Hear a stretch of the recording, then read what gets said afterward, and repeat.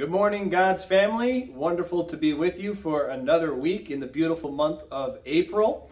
Our thought of the week comes from Matthew 6, verses 19 to 21, which says, "Do not store up for yourselves treasures on earth, where moth and rust destroy, and where thieves break in and steal. Rather, store up for yourselves treasures in heaven, where moth and rust cannot destroy, and thieves cannot break in and steal. For where your treasure is, there your heart will be also."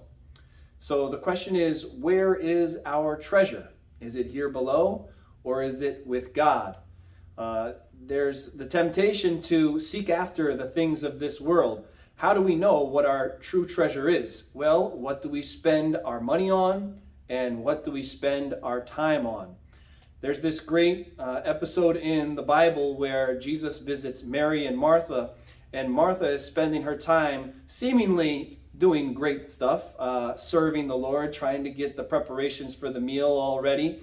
And Mary, her sister, is sitting at Jesus' feet.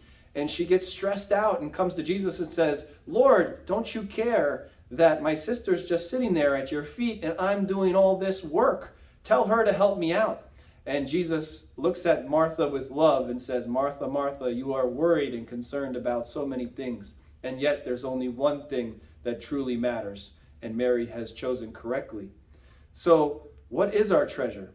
Is it the things of this world? Is it the status of this world?